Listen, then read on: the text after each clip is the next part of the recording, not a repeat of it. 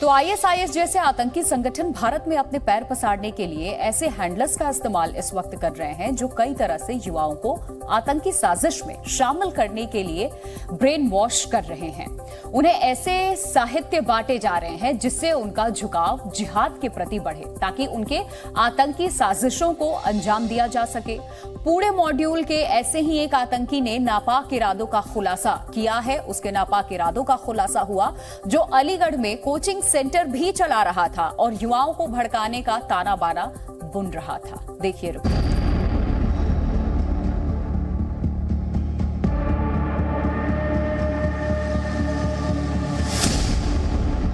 आतंकियों की पाठशाला। आईएसआईएस के आतंकी साहित्य, दहशत की ट्रेनिंग। आतंकी पाठशाला में पढ़ रहे आतंकियों पर पुलिस ने बड़ा खुलासा किया है। ये सभी लोग आईएसआईएस के आतंकी साहित्य को अपनी जैसी मानसिकता वाले लोगों में बांट रहे थे। यही नहीं, अपने आतंकी संगठन आईएसआईएस से जोड़ने के लिए अपने आका के कहने पर बड़ी साजिश का ताना बाना बुन रहे थे। यूपी पुलिस ने एक पोस्ट में चारों को आतंकी बताया है। गिरफ्तार हुए आईएसआईएस के इन आतंकियों से जब यूपी एटीएस ने पूछताछ की तब कई बातें सामने आई हैं जो बेहद चौंकाने वाली हैं। इन आतंकियों ने ये बताया है कि लोकसभा चुनाव से पहले अलग अलग राज्यों में इनके मंसूबे बेहद खतरनाक थे। केमिकल बम के जरिए तमाम भीड़भाड़ वाले इलाकों में इनकी ब्लास्ट की योजना थी जिससे अराजकता का माहौल पैदा हो जाए। यूपी एटीएस ने एक प्रेस नोट में कहा है कि चारों छात्र प्रतिबंधित आतंकी संगठन आईएसआईएस से जुड़े थे।